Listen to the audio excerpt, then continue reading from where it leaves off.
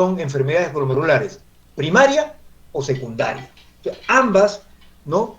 Clínicamente, estas enfermedades y muchas más, que les he puesto ejemplos ahí, muchas más, desde el punto de vista nefrológico, se inician o se queja el paciente de edemas, el paciente se le hinchan los pies, tiene orina espumosa, orina sangre, hematuria, o tiene enfermedad renal o tiene hipertensión arterial. Entonces, esas son las maneras como debuta esta enfermedad. Entonces, prácticamente es muy poco lo que se le ofrece al médico, pero si hay un montón hay 100 enfermedades que tienen edema, hipertensión, ¿cuál será de estas? Entonces, ahí viene ya la sapiencia del médico en la cual evalúa al paciente, tiene edema y proteinuria. Entonces tienen que estudiarlo al paciente, ver los antecedentes familiares, antecedentes personales, antecedentes patológicos, etcétera, etcétera, etcétera, para tratar de llegar a una impresión diagnóstica. Esta impresión diagnóstica es muy importante para hacer el plan de trabajo, ¿ya? El plan de trabajo con una serie de análisis, estudios que van a permitir determinar si esto es primario o secundario. Al comienzo uno piensa, esto es primario, netamente renal, pero en la historia clínica, oye, el paciente tiene síntomas de lupus, es diabético, el paciente tiene una enfermedad crónica, una tuberculosis, no sería una amiloidosis renal, entonces ya esas son causas secundarias, que uno en la investigación, en la historia clínica y en los análisis, a uno le va a ayudar a decir al final, bueno, esto me parece a mí que es una nefropatía secundaria por una amiloidosis renal. Entonces, le hacemos la biopsia renal y se demuestra ese diagnóstico y manejamos al paciente. Lo importante es que las glomerulopatías se presentan, en general las nefropatías, glomerulopatías o glomerulonefritis se presentan con edema, orina espumosa, hipertensión, hematuria, enfermedad renal. Punto. Acá les he puesto algunos casos.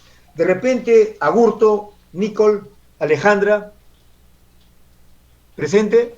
Sí, sí, doctor. Tenga la bondad de leerme el caso A. Esto es para motivarlos nomás, caso A.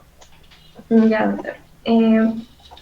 Niño de 6 años con síndrome de hematoso, proteinuria 6 gramos, antecedente de vacunación o problema alérgico, impresión diagnóstica, nefropatía, lesión mínima, sensible a corticoides y no requiere biopsia renal. Entonces, miren, ve, es un niño, o sea, esta glomerulonephritis se prende en todas las edades, pero tiene subgrupos. La lesión mínima glomerular, la glomerulonephritis se presenta en los niños, generalmente, y raramente en las personas de edad avanzada.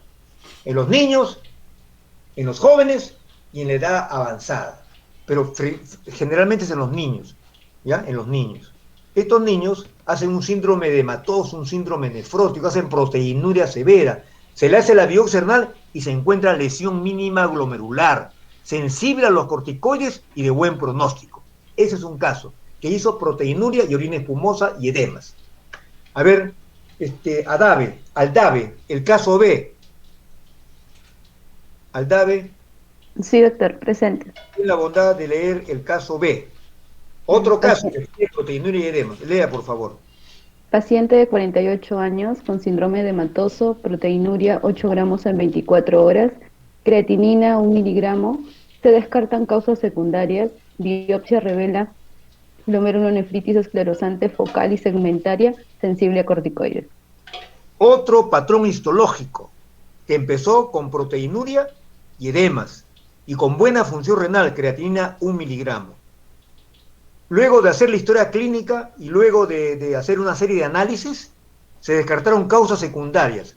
Las causas secundarias más importantes de glomerulonefritis son lupus, diabetes, amiloidosis, vasculitis, mieloma múltiple. Se descartaron esas posibilidades con una serie, con la historia clínica y con los análisis. Por eso he puesto acá, se descartaron causas secundarias.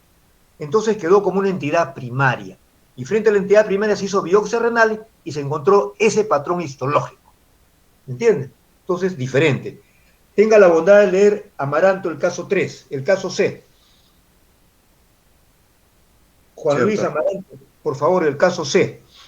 Dice paciente con antecedente de infección respiratoria, presente hematuria, proteinuria 2 gramos, biopsia renal revela depósito de inmunoglobulina A en el mesangio del glomérulo. Se sugiere como enfermedad hereditaria, tratamiento discutible. Ya. Entonces, miren, ve, este caso también, este caso todos los casos los he visto yo, pero este caso, por ejemplo, es un joven que vive en Ayacucho, que tiene un problema respiratorio, que vino al hospital, a la clínica por hematuria, así macroscópica, después microscópica, poca proteinuria, 2 gramos, buena función renal, ¿no? Y lesiones en la piel también habían. Entonces, este paciente con esa proteinuria, con esa hematuria microscópica, y la hematuria microscópica nos habla de que hay crenocitos. Entonces, es una hematuria microscópica glomerular más albuminuria. Entonces, uno piensa, este paciente tiene un problema glomerular, tiene una enfermedad glomerular, probablemente primaria o secundaria, pero en el camino va moviendo.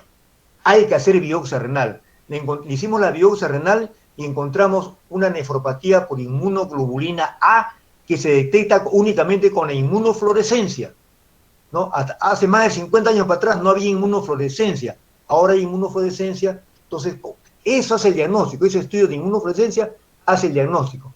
Hay depósito de inmunoglobulina A en el mesangio, que vamos a ver ahora más adelante en la historia. Entonces miren, ve, un paciente con hematuria y con proteinuria de 2 gramos, hace una lesión renal, una nefritis, en la cual el tratamiento es discutible, yo le di corticoides, pero otros no le dan nada, y el pronóstico en este paciente depende de una serie de estudios, antes se pensaba que era una entidad benigna, en la actualidad estos casos pueden llegar en 10 a 15 años a la diálisis, a insuficiencia renal crónica terminal, ¿no? Entonces miren, lo importante de la biopsia es el diagnóstico, es el estudio del paciente, el tratamiento que le vas a dar, el pronóstico y el seguimiento. Todo eso se hace en la actualidad, ¿no? Antes no se hacía eso, ahora todo eso se hace y con la finalidad de que el paciente se le preserve su función renal y viva pues alegremente y feliz en esto. O sea, el paciente tiene esperanzas. Yo tengo muchos pacientes que tienen 3, 4 años, 15 años,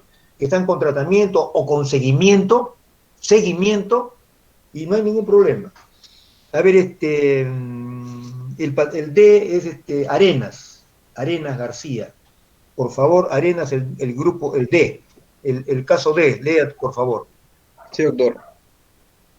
Paciente de 80 años con baja de peso en los últimos 6 meses, que luego hace síndrome nefrótico con proteinuria de 7 gramos por 24 horas. Se busca causa secundaria debido a una sospecha de tumor gástrico. Patología revela patrón membranoso. Ya ven, a los 80 años, un síndrome en la cual se pierde proteínas, se hace edemas, ¿no? Le hacen una biopsia renal y encuentran un patrón membranoso, ¿no? Una nefritis membranosa, que está en relación con un tumor, que puede ser un tumor gástrico, tumor pulmonar, tumor renal, etc. Eso se ve en estos pacientes membranosos. El patrón membranoso es dado por tumores en personas de edad avanzada. En los jóvenes también hay patrón membranoso, pero da un síndrome nefrótico florido. En el adulto joven da un síndrome, pero no hay tumores. Entonces, miren, la clínica es diferente, ¿ya?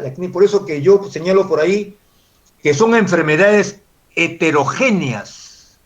Este paciente tiene proteinuria y edemas, pero debajo de eso hay 50.000 enfermedades. Ahora, los patrones histológicos son diferentes. Por ejemplo, en el lupus podemos encontrar un patrón histológico membranoso, y en la diabetes también encontramos un patrón histológico membranoso en un tipo de ellos. Es lo mismo, no es lo mismo, sino que es el patrón histológico de esta enfermedad y el patrón histológico de la otra enfermedad. El tratamiento es diferente y el pronóstico es diferente. ¿Entienden? Todo eso tiene que analizarse. Quispe Rojas, Mónica, tenga la bondad de leer sí, el E. Ok. Gestante de 8 meses, presenta orina espumosa y edemas. Laboratorio revela proteinuria 5 gramos en 24 horas. La clínica indica preeclampsia. Estudios histopatológicos posparto revela endoteliosis capilar glomerular. Por eso. Entonces, esta paciente en el 8º mes hace una preeclampsia. hace orina espumosa, hace proteinuria y hace edemas. Entonces, todas las nefritis hacen la misma sintomatología. Entonces, ¿qué cosa es? ¿Es una lesión mínima? No, es un problema de preeclampsia, es una enfermedad del embarazo, que no se hace biopsia al octavo mes. Tampoco se hace al final, pero en casos de investigación se ha hecho posterior al parto, y en la cual se ha encontrado un edema de la pared capilar de la membrana basal, edema. Por eso que le llaman endoteliosis capilar glomerular, que se ve en la toxemia del embarazo, ¿ya? Endoteliosis capilar reversible con el tiempo. Desaparece el parto, desaparece todo, desaparece el problema de preeclampsia. No hay que dar ningún tratamiento. Ojeda, Laura Sofía, por favor, el F, el caso Ya, F. Joven de 21 años, sexo femenino, con dolores articulares, ala de mariposa en cara, tiene edemas y orina espumosa. Laboratorio revela ANA positivo, proteinuria de 4 gramos en 24 horas, patrón histológico, glomerulonefritis proliferativa difusa. ¿Qué enfermedad tiene la paciente, señorita? Tiene lupus eritematoso sistémico. Perfecto. Seguro que tiene una nefritis. Mira, tiene un lupus, una nefritis secundaria, pero todos tienen los mismos síntomas. Tiene edema y proteinuria. Todos tienen edema y proteinuria, pero se les agrega ya la sintomatología de la enfermedad de base. Esa es una nefritis secundaria. Entonces, ¿esto a qué nos invita? A pensar, a analizar. No solamente porque tiene edemas y proteinuria ya, edemas y proteinuria, tienes una nefritis, pero tienes que ver, hay cientos de casos, cientos de causas, medicamentos, parásitos, sales de oro, etcétera, etcétera, que te producen un problema glomerular, una enfermedad glomerular que puede tratarse. Es más, por ejemplo, hay un paciente que es un problema, una nefritis, y trabajaba en la Goodyear, ¿ya? Y él trabajaba con mercuriales trabajaba ahí en la Goodyear, y dos personas de esa base hicieron un problema de enfermedad glomerular con proteinuria. Entonces, ahora viene la otra pregunta. ¿Qué tiene que ver el medio ambiente con la enfermedad glomerular? Mucho. En este momento yo estoy pensando que el medio ambiente es responsable de muchas enfermedades, no solamente glomerulares, sino pulmonares, etcétera, etcétera, etcétera. Así como decía Hipócrates hace 500 años antes de Cristo, la enfermedad glomerular, las enfermedades en general, tienen una causa ambiental. O sea, el medio ambiente que rodea al ser humano le ocasiona enfermedades. Eso está vigente de hace 500 años antes de Cristo. A ver, vamos por acá, por otro grupo. A ver, Hilario. Sí, doctor. Tenga la bondad de leer el caso G. Paciente de 48 años con molestias respiratorias, tiempo de enfermedad 7 días, refiere orina espumosa. El laboratorio revela ANCA positivo, creatinina 2 miligramos, proteinuria de 2 gramos. Le realiza biopsia renal que revela glomerulonefritis extracapilar. Se le da tratamiento urgente con metilprednisolona y ciclofosfamida. Ya. Entonces, este es un caso, digamos, de la clase que tenemos el día de hoy, una glomerulopatía extracapilar. La extracapilar es un cuadro agudo, ¿ya? Es un cuadro agudo que uno tiene que actuar prontamente. Eso nos ha enseñado la práctica médica y las investigaciones y los seguimientos a través del mundo, ¿no? De que hay que actuar prontamente. Alguna vez, hace más o menos 4 años, vi un paciente que tenía ANCA positivo, tenía molestias respiratorias, tenía ANCA positivo, tenía una vasculitis. Pero asociado a la vasculitis, el paciente tenía orina espumosa, ¿ya? Le detectaron 2 gramos de proteína, tenía un poquito de edema, pero básicamente tenía orina espumosa. Y tenía creatinina, lo normal es de 0.8 a 1.2 miligramos, él tenía 2.0 de creatinina. O sea, había aumentado la creatinina, por lo tanto, tenía insuficiencia renal. Y tenía orina espumosa, tenía proteinuria de 2 gramos. Más el ANCA positivo, uno piensa esto es vasculitis, ¿ya? Si el paciente hace 3 semanas estaba bien o 2 semanas estaba bien, ahora está haciendo insuficiencia renal. ¿Ya? Hay que actuar prontamente. Le hice la biopsia en la mañana, a las 8 de la mañana, ¿no? La mandé al laboratorio para que le hagan microscopía óptica, microscopía de inmunofluorescencia y también electrónica. ¿Me entiendes? Pero por la clínica y por la experiencia y por el conocimiento, en concordancia con el médico reumatólogo, son pacientes reumatológicos, le dimos un tratamiento. Le pusimos metilprednisolona 1 gramo por 3 días, 1 gramo, y le dimos ciclofosfamida, ¿ya? Medicamentos para tratar este problema. Porque lo que ha pasado en este paciente, se encontró después una glomerulopatía extracapilar, una proliferación de las células epiteliales que englobaban y estrangulaban el glomérulo. Por eso que es una emergencia. Después siguió su tratamiento el paciente, han pasado 6 años, tiene buena función renal, al poco tiempo tuvo buena función, pero dura 6 años con buena función renal, poquito de proteinuria, tranquilo, vive feliz el paciente, 6 años. Lo que no pasaba antiguamente. Antiguamente el paciente estaba en su casa, ¿qué será? ¿Qué le van a hacer biopsia? Y el riñón se achicaba, de frente a la diálisis. Entonces hay esperanzas, pero hay un dato importante. Hay que estudiar prontamente a los pacientes, no hay que esperar las transferencias, que lo ve un médico del Cusco, que lo ve un médico de Vitarte, que lo ve un médico por acá, que vamos a darte esto. No. El paciente tiene que ser detectado, estudiado y referido inmediatamente para verlo en forma conjunta a quien corresponde. Muy bien.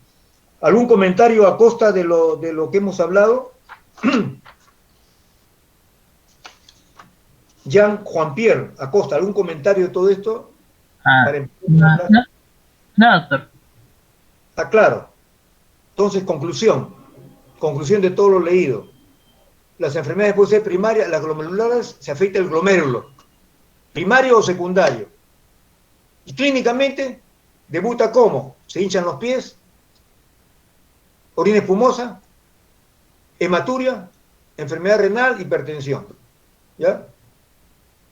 Los síntomas están acá, en el numerador, y por debajo están decenas de enfermedades que ocasionan una nefritis. Puede ser una enfermedad heterogénea, que hay que aplicar la clínica, hay que hacer una buena historia, hay que hacer estudios pertinentes. Muy bien, esa es la introducción. Vamos a ver el primer slide.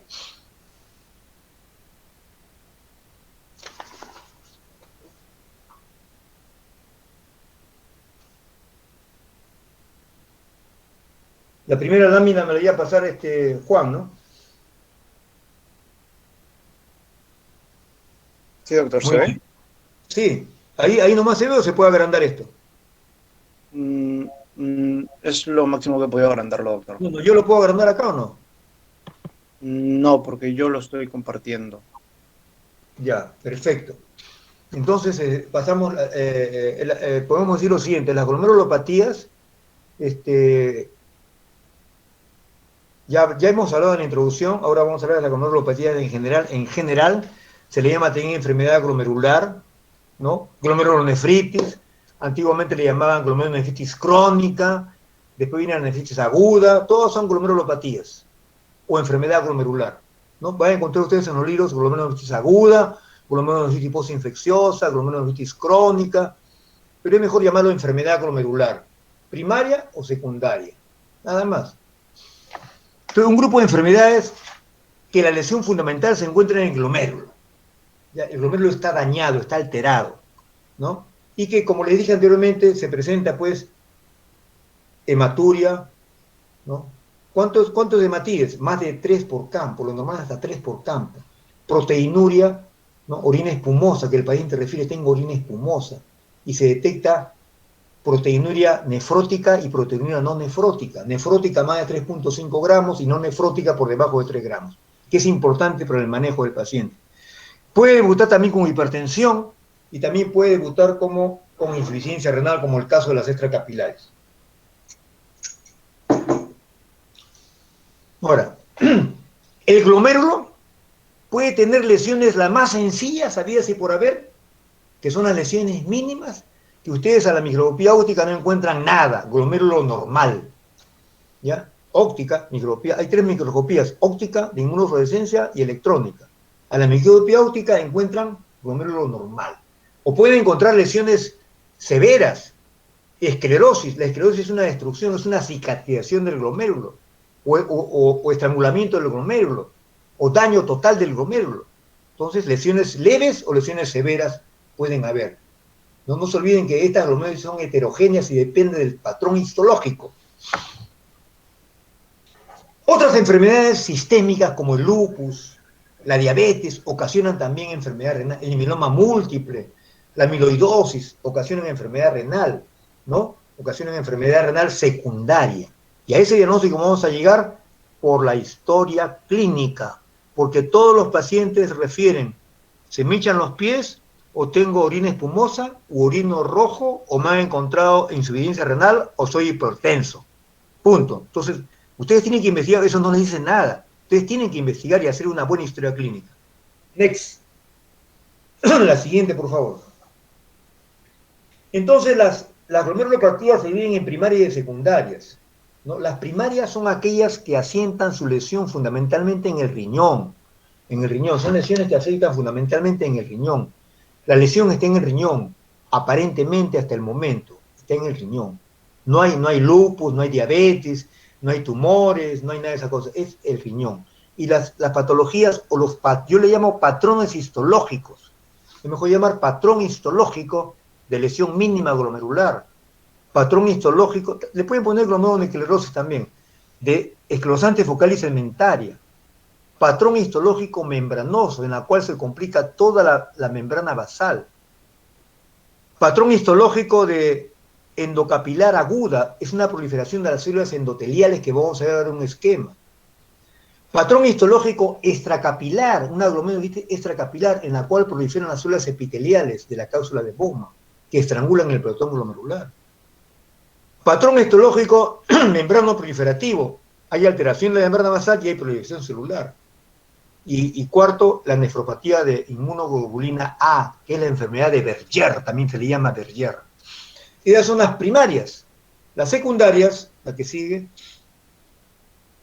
Las secundarias, que tenemos la obligación como médicos, investigar las secundarias. No nos vamos a quedar con primarias. Tenemos que estudiar causas secundarias según la historia clínica y descartar esa amiloidosis renal cuando el paciente tiene antecedentes de enfermedades crónicas, tuberculosis, osteomielitis, etcétera, enfermedades crónicas que desencadenan un problema crónico y que a la larga pueden en forma paralela o en forma posterior hacer un problema glomerular. En esos pacientes vamos a encontrar un problema crónico. Un tuberculoso antiguo podría tener ahorita un problema glomerular y en la cual se instala una amiloidosis secundaria. Lupus, personas con lupus que tienen un lupus enfermo en la cual una enfermedad en la cual también en forma secundaria se afecta el riñón, con edema, con proteinuria, con insuficiencia renal. Vasculitis, cuando hay ANCA positivo, hay lesiones en los vasos, ¿no? Y que dañan el riñón y llevan a la vasculitis, y esto se presenta generalmente a partir de los 50, 60 años, en la edad adulta. Mieloma múltiple, también es una enfermedad en la cual hay un plasmocitoma, es un cáncer de las células plasmáticas y una clonación de las células plasmáticas que van a ocasionar un problema glomerular y va el paciente a perder proteínas. Es un cáncer en la cual hay que hacer inclusive hasta el trasplante de médula ósea como tratamiento actual. Antiguamente se morían. Ahora, en la actualidad, un paciente que tiene mieloma múltiple tiene una esperanza de vida de 5 a 10 años con los nuevos tratamientos que hay. Nefropatía de la esclerodermia también es una enfermedad en la cual es una enfermedad lenta, en la cual va a haber proteinuria leve y puede llevar a la insuficiencia renal crónica. La diabetes. En el Perú tenemos como 2 millones de diabéticos, de los cuales 1 millón, el 50% hace enfermedad renal crónica o una nefropatía diabética. Y la nefropatía diabética que tiene estos pacientes es lenta y progresiva, se presenta en varios años, en 15 o 20 años, ¿ya? Y aparece pues con una hiperfiltración glomerular, con una albuminuria leve, va aumentando la albúmina, aparece la proteinuria, aparece el síndrome nefrótico, esclerosis glomerular y llega a la falla renal crónica en un espacio de 20 años. Pregunta, ¿eso se puede prevenir? Se puede prevenir, se puede prevenir. Se puede prevenir manejando adecuadamente al paciente desde el comienzo, ¿no? Del comienzo, un buen tratamiento diabético, un buen tratamiento de la hipertensión, ya que los pacientes van asociados a la diabetes y la hipertensión. Dos factores de riesgo para lesionar el riñón. Entonces, si tratamos la hipertensión y la diabetes y la manejamos a través de un seguimiento, estamos aplicando atención primaria, salud renal fundamentalmente, salud renal, y evitamos que el paciente llegue en 20 años a la diálisis. Eso se llama prevención. Eso lo hemos demostrado en mi tesis de doctora en medicina, en la cual a través de un seguimiento podemos prevenir, detener o enlentecer la evolución de la enfermedad renal crónica que vamos a ver en la clase de la siguiente semana. Nefropatía hipertensiva también puede producir proteinuria. Y nefropatías hereditarias, también hay nefropatías hereditarias, como el síndrome de Alport, por ejemplo, el síndrome de Alport que puede producir, lleva pues a la enfermedad renal crónica, pero en la cual hay familia que tienen este problema. La enfermedad de Berger, por ejemplo, nefropatía inmunoglobulina A, se le señala también veces como nefropatía hereditaria, porque en un grupo familiar se ve nefropatía hereditaria que tiene inmunoglobulina A. La nefropatía de Berger, que le dije hace un momento en la primera, es la más frecuente que hay en el mundo, es la más frecuente en el mundo. En el Perú, la más frecuente es la glomerulopatía esclerosante focal y segmentaria, ¿ya? Entonces, ahí hablamos ya de patología geográfica. Entonces, cada grupo, acá en Latinoamérica hay más problemas, tiene que ver con las infecciones probablemente, hay más problemas infecciosos de salubridad que tienen que ver estas entidades. Y en Europa y Estados Unidos, más en Europa, porque ahora en Estados Unidos se ha llenado de gente inmigrante, entonces en Europa, en el norte de Europa, ¿no? España y todos los países nórdicos que están por ahí, la nefropatía por inmunoglobulina A es la más frecuente. Hay un problema hereditario, un problema inmunológico importante. Entonces, cada patología también tiene su grupo de edades. Por ejemplo, en la selva tenemos la glomerulopatía secundaria por parásitos, ¿no? Por parásitos en la selva, ¿no? Y así por el estilo. Es importante estudiar la patología geográfica. La que sigue, por favor. Entonces, hablando de enfermedades primarias, de glomerulopatías primarias, podemos señalar lo siguiente. ¿Cuál es la causa? ¿No? Se ha estudiado mucho, se ha estudiado un montón de cosas, pero al final llegamos a la siguiente conclusión, porque nos quedamos.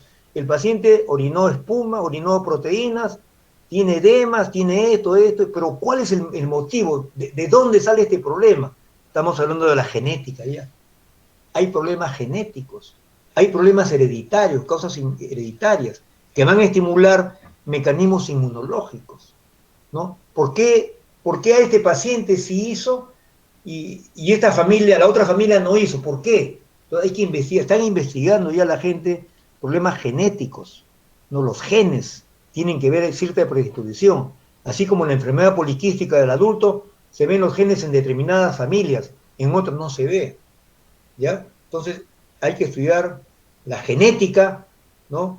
Y los problemas hereditarios que van a ocasionar trastornos inmunológicos.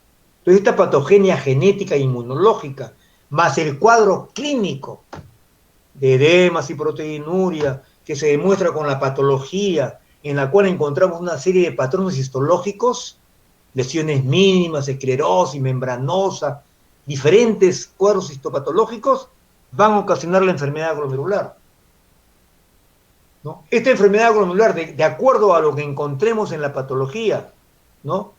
Si hay mayor lesión, pequeña lesión, etcétera, podemos determinar su pronóstico. Puede ir a la curación, puede ir a la cronicidad, o ya a la destrucción total del riñón. Por ejemplo, la glomerulopatía extramembranosa, ¿no? Que no me toca dictar a mí, sino a otro profesor, tiene tres grupos, ¿ya? Tres grupos de evolución, ¿ya? En relación al pronóstico. Hay un 30% que evoluciona favorablemente sin tratamiento, la membranosa. Un 30% que evoluciona con proteinuria, así 1 gramo, 2 gramos por años, pero con buena función renal. ¿Ya? Buena función renal. Y un tercer grupo es aquel que va en un plazo de 3 años, va corriendo y llega a la insuficiencia renal crónica terminal. O sea, 3 grupos hay. O sea, membranosa, y el grupo 1, que sana solo, 30%. 30% que va con proteinuria, todos 3 gramos, pero con buena función renal y sin hipertensión. Y el tercer grupo va a la cronicidad en un periodo de 3 años. O la lesión mínima que vemos en los niños. La lesión mínima, el 95% es benigna. Hacen un síndrome nefrótico severo y evolucionan favorablemente. Entonces es importante que, de acuerdo a lo que encontremos y a la evolución, por eso es importante la biopsia renal, para señalar el pronóstico. La que sigue, por favor. Entonces hay mecanismos inmunológicos, ¿no? Hay mecanismos inmunológicos de las glomerulopatías, ¿no? Por ejemplo, la enfermedad antimembrana basal. Hay un mecanismo de antimembrana basal, ¿no? En la cual se activa in situ anticuerpos frente a antígenos glomerulares, ¿no? Hay antígenos glomerulares que forman anticuerpos in situ. Entonces forman una enfermedad antimembrana basal. Ejemplo, podemos ver en el lupus, por ejemplo, el lupus, o la nefritis rápidamente progresiva, en la cual el propio organismo se destruye. Un ejemplo más práctico es el lupus. El propio organismo forma, pues, anticuerpos contra sí mismo, ¿no? Y se forman anticuerpos antimembrana basal glomerular y destruyen el riñón. El otro mecanismo sería depósitos de complejos antígeno-anticuerpo originados en la circulación. Ejemplo, eso se ve en la nefritis aguda postestreptocócica, ¿no? En la cual luego de una infección respiratoria de amigdalitis que se ve en los jóvenes, ¿no? Se van a formar con los anticuerpos y los antígenos van a formar complejos antígeno-anticuerpo circulantes, o sea, complejos, ¿eh? No la infección producida por el estreptococo, sino el estreptococo va a motivar la formación de complejos antígeno-anticuerpos que van a circular por la sangre y se depositan en el riñón y producen una nefritis proliferativa postestreptocócica, ¿no? Es una enfermedad de complejos inmunocirculantes, se llama. El otro mecanismo es la activación de los linfocitos T que se ve en la lesión mínima glomerular. Todos estos elementos, ¿no? Estos 3 mecanismos van a traer como consecuencia la liberación de mecanismos de mediadores de inflamación. Va a haber problemas de inflamación en estos pacientes, problemas de inflamación, ¿no? Así como hay con nuestro amigo el virus, se estimula mecanismos de inflamación. Trae como consecuencia activación del complemento sérico. Se activa el complemento sérico. Y hay patologías en las cuales el complemento sérico se consume. Tenemos 3 entidades en las cuales se consume el complemento sérico. 1 es la postestreptocócica. 2, la glomerulonefritis lúpica. Y 3, la glomerulonefritis membranoproliferativa principalmente. Ahí se consume el complemento sérico. ¿Ya? Entonces se llaman glomerulonefritis hipocomplementémicas, que tienen un pronóstico bastante venido a menos, con excepción de la postestreptocócica, que es una entidad también benigna, que al comienzo baja el complemento, pero después se recupera. Pero en las otras 2 se mantiene bajo y según el tratamiento puede subir. ¿Ya? Entonces la activación del complemento es muy importante. Y el otro mecanismo que producen estos mecanismos de inflamación es la activación de la coagulación. Hay entidades como la glomerulopatía extramembranosa, en la cual hay gran activación de la coagulación, y una de las complicaciones en estos pacientes es la trombosis arterial, trombosis venosa, trombosis. Y eso empeora la evolución de la glomerulopatía extramembranosa. ¿Ya? Entonces hay mecanismos de complemento y activación. Y todos esos elementos van a producir lesión glomerular, ¿no? Y esto es lo que está haciendo ahorita el COVID. El COVID no solamente complica el pulmón, también el riñón, el hígado, ¿no? Altera el complemento y altera la coagulación y hay una lesión glomerular, ¿ya? Y hay muchos pacientes que terminan en la unidad de hemodiálisis, en la unidad de cuidados intensivos y tienen que necesitar diálisis y la evolución de estos pacientes es pésima.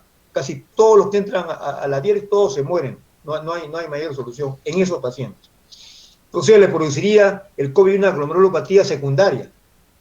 Una glomerulopatía secundaria que se inició con una insuficiencia renal probablemente. Bueno, la que sigue, por favor. La siguiente, Juan. Entonces esto para repetirles un poco, enfermedad glomerular inducida por enfermedad glomerular inducida por anticuerpos circulantes, ¿no? Son anticuerpos que reaccionan con el antígeno, como por ejemplo el síndrome de Guth-Pacchio, que se ve en la glomerulonefritis rápidamente progresiva, ¿no? O también son circulantes cuando tenemos en la membranosa, que vamos a ver en la clase ahora, en la membranosa, son complejos, inmunocomplejos que vienen del exterior y van entrando y se localizan en la membrana basal. Inmunocomplejos fijos con la membranosa, y en la otra son circulantes en el síndrome de Guth-Pacchio o rápidamente progresiva. La que sigue, otra, ya. El segundo mecanismo es la enfermedad inducida por anticuerpos antígenos circulantes. Enfermedad glomerular inducida por complejos circulantes, anticuerpos circulantes, que se ven en las glomerulonefritis proliferativas, como la podoestrotocócica o en el lupus, ¿no? Después mediada por células, que se ve pues en los pacientes que tienen daño de la membrana basal o daño del mesangio, ¿no? Eso se ve generalmente en las glomerulonefritis a cambios mínimos. Ese es el tercer grupo, cambio mínimo como ejemplo. La que sigue. Ya. Este es un esquema de un asa capilar, ¿no? El asa capilar, ¿no? El asa capilar. Tenemos aquí, por ejemplo, vamos a empezar por acá, el asa capilar. Digamos, si nosotros tenemos en cada riñón 1 millón de glomérulos, entonces hemos agarrado un glomérulo y hemos hecho una gráfica de un asa capilar, ¿no? Prácticamente un riñón en miniatura. Tenemos en el asa capilar la membrana basal, lo que está acá en oscuro es la membrana basal. Membrana basal. Esa membrana basal que está acá en oscuro, ¿no? Que es gruesa, tiene microscópicamente una lámina densa, una laxa externa y una laxa interna. ¿Ya? Esa es la membrana basal. Pero la membrana basal tiene otros elementos que forman en general la barrera de filtración glomerular.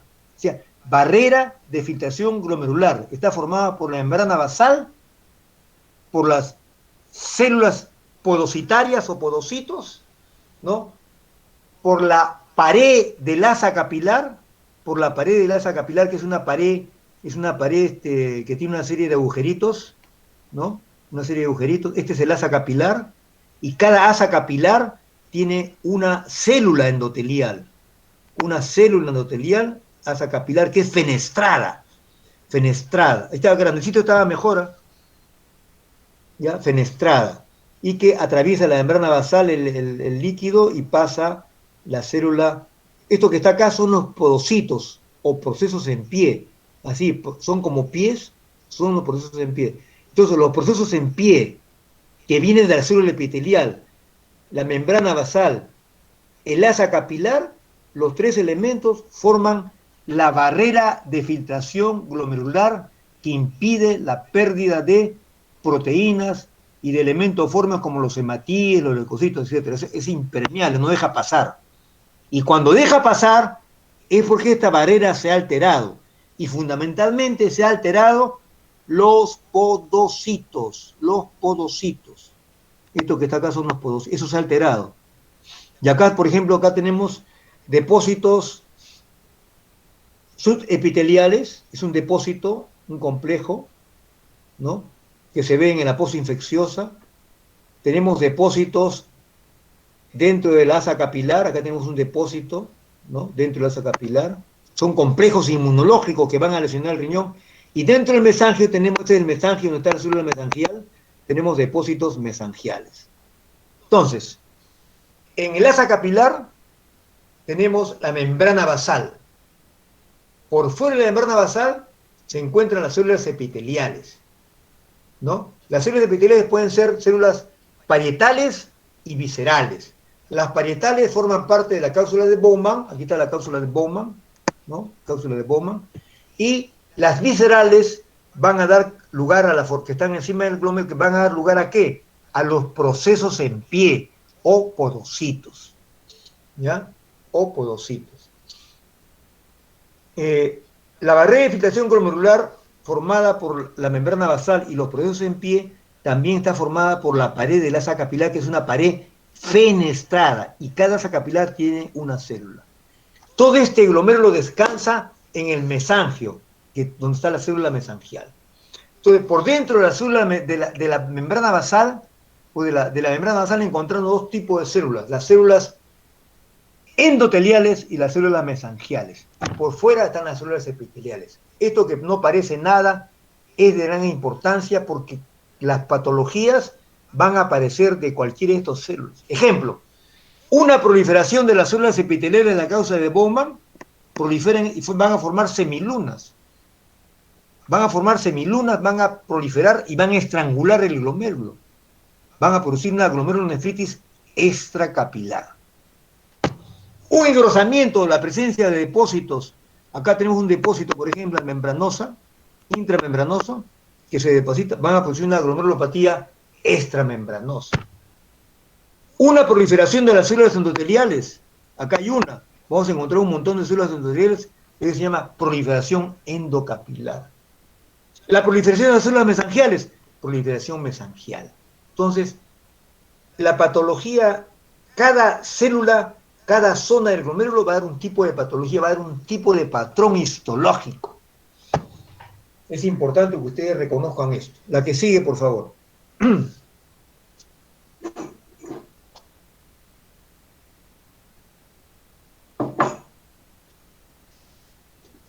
Ahora, cuando hay una glomerulonefritis, en general, no se van a tomar todos los glomérulos de los riñones, los 2 millones, millón en cada lado. No, no, no. Depende de cada patrón histológico y de cada patología y de cada lesión. Por ejemplo, cuando están tomados menos del 50% de los glomérulos, hablamos de una lesión focal. Por ejemplo, la glomerulopatía focal y segmentaria está afectado menos del 50% de los glomérulos. Por lo tanto, hay glomérulos 50% sanos, ya, menos del 50%. Difusa. ¿Cuándo hablamos de difusa?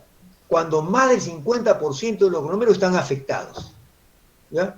Más del 50%. Por ejemplo, la membranosa, el patrón membranoso, están tomados todos los glomérulos tienen engrosamiento en la membrana basal, todos, es una lesión difusa. Eso en relación a la población, en relación al glomérulo. Agarramos un glomérulo y vemos que existe una lesión segmentaria. O sea, tenemos el glomérulo y solamente una porción del glomérulo está tomada, el resto está normal. Eso se llama segmentaria. Por ejemplo, en la glomerulopatía focal y segmentaria está tomada una porción del glomérulo, el resto está normal. Y no están tomados todos los glomérulos. Es muy importante eso. Global, cuando todo el glomérulo está comprometido, o sea, está esclerosado, todo el glomérulo, todo, ¿no? Cuando hay esclerosis glomerular total, cuando hay lesión glomerular total, entonces todo el glomérulo está total. Esa es la definición de global. La que sigue, por favor.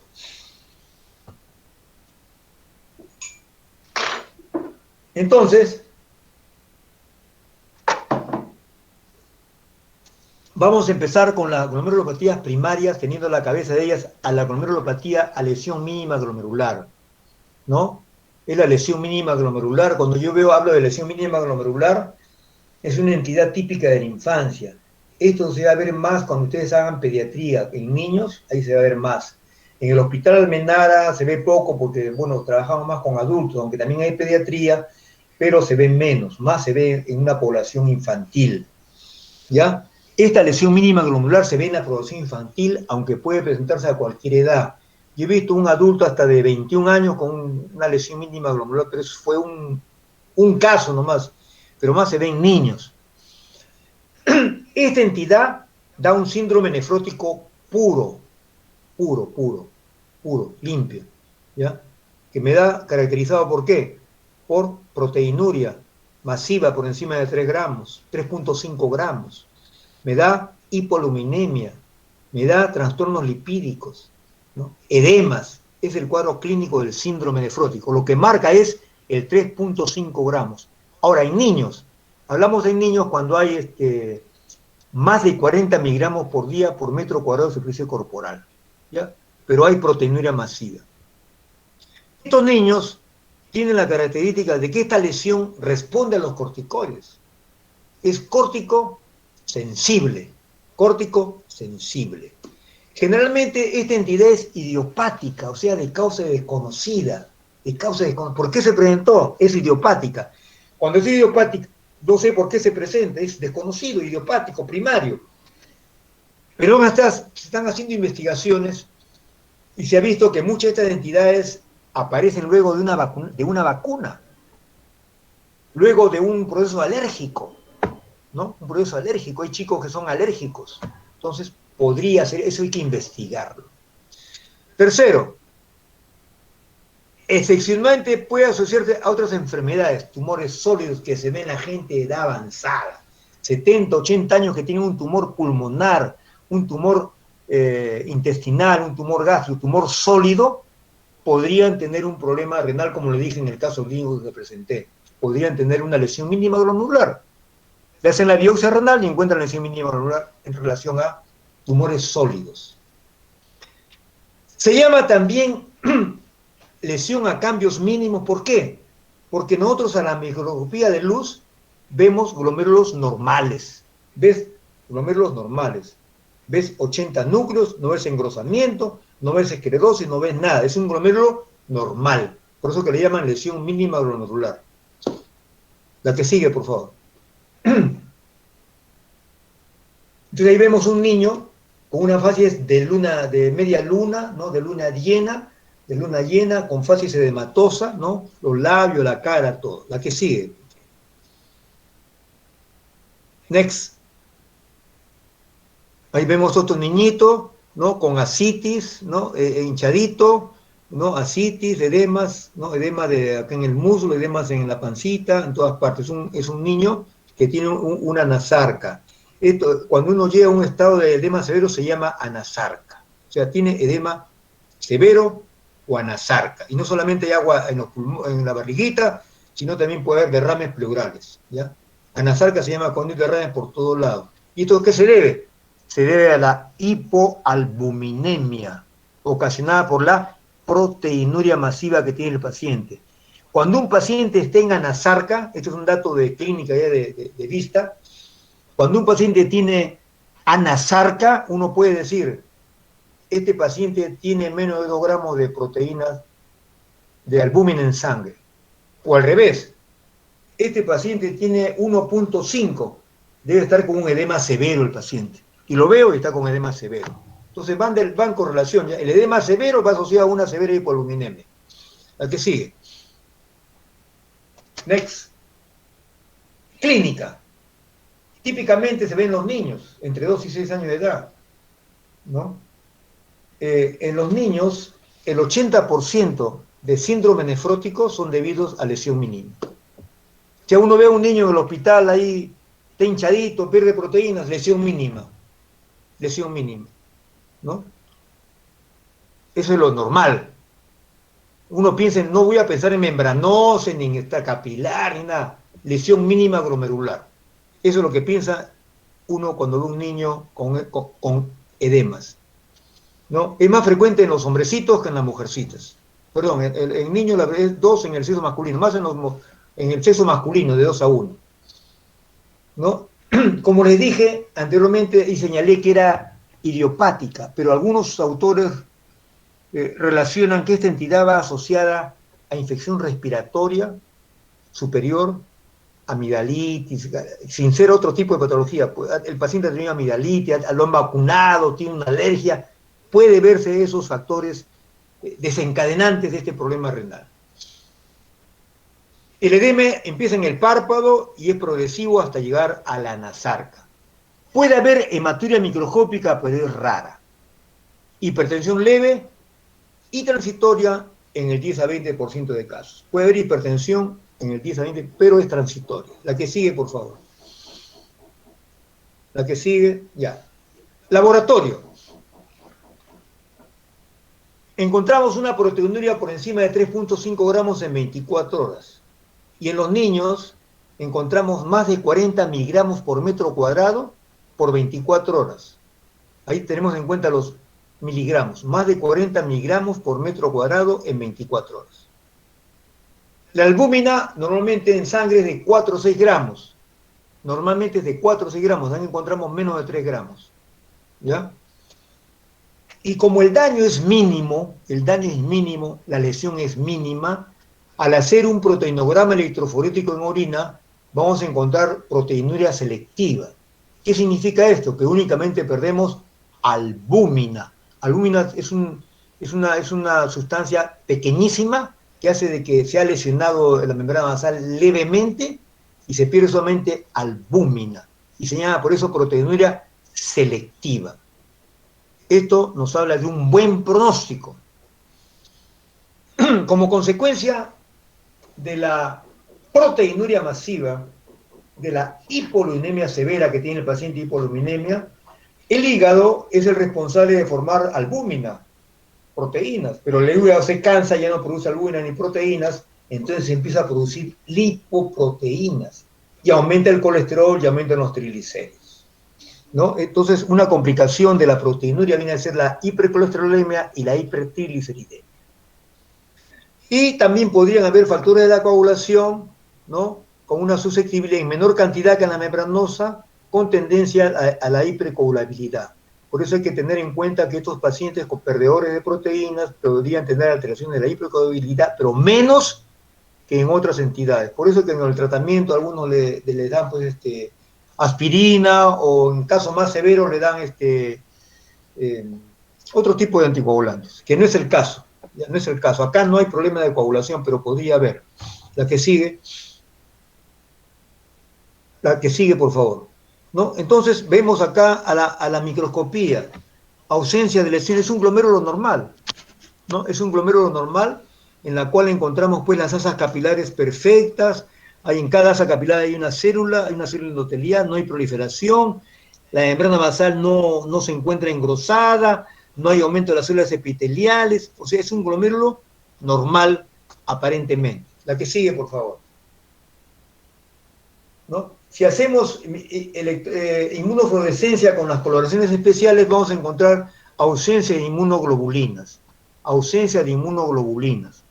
Pero algunas veces podría encontrarse alguna inmunoglobulina, como la inmunoglobulina E, que tiene que ver con problemas alérgicos.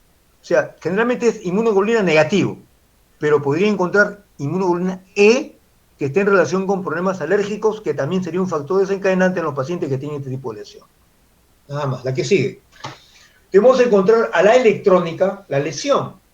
Entonces la electrónica es de gran importancia para la lesión. Acá este es un asa capilar, aquí encontramos la célula endotelial, no hay problema de célula endotelial, no hay problema de membrana basal, todo está perfecto, no hay proliferación, no hay nada, pero encontramos que los procesos en pie, los podocitos que deben estar libres, ¿no? Los podocitos se han unido.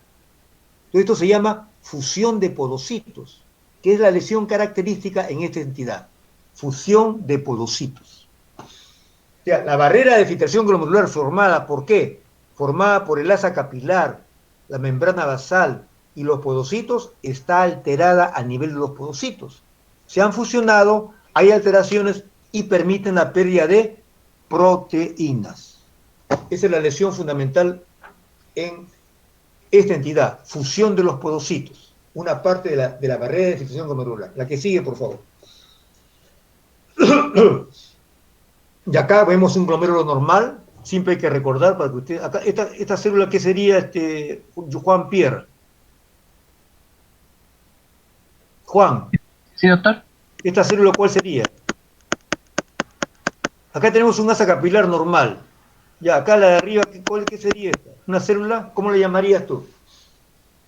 ¿Qué célula es? ¿Es una célula endotelial? ¿Es una célula mesangial? Esta que está acá arriba, la que está arribita. Creo que sería una célula epitelial, doctor. Perfecto, célula epitelial. Por fuera de la membrana basal están las células epiteliales. ¿Esta qué célula sería, Marjorie, Miriam? Esta que está acá al centro. Doctor, ¿no se ve su mouse, doctor? No tengo mouse. ¿Tú ves el asa capilar o no? Ahí, aquí está el mouse, ahí está mi mouse, ya. Ya, ¿esta qué célula sería? Ahí sí la ves. Marjorie. Laura Sofía.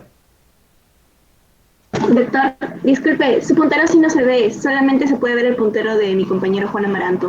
Acá yo estoy moviendo un puntero. No, es que como mi compañero Juan Amaranto es el que está presentando su pantalla, solamente de él podemos ver su puntero. Bueno, en el centro es una célula o no? ¿Qué célula es esa? ¿Endotelial, doctor? Perfecto, endotelial. ¿Y esta célula que está acá al costado, señorita, cómo se llama? Sería mesangial, doctor. Mesangial. Entonces, por dentro de la membrana basal tenemos dos células, la mesangial y la endotelial, y por fuera el epitelial, punto. Ese es el glomérulo normal, ¿ya? Esta es la lesión mínima, en la cual encontramos la célula mesangial, la célula endotelial, mesangial, epitelial, y aquí encontramos ¿qué encontramos acá? Arenas. En las lesiones mínimas, Arenas, Eduardo Arenas. Sí, doctor. ¿Qué encontramos aquí? Fusión de los podocitos. Los podocitos que se han unido, que mira qué bonito están acá, y acá como están, ve. Esta es una foto electrónica. Entonces, esta es la lesión típica de la lesión mínima glomerular. No hay proliferación, no hay aumento de células, ¿no?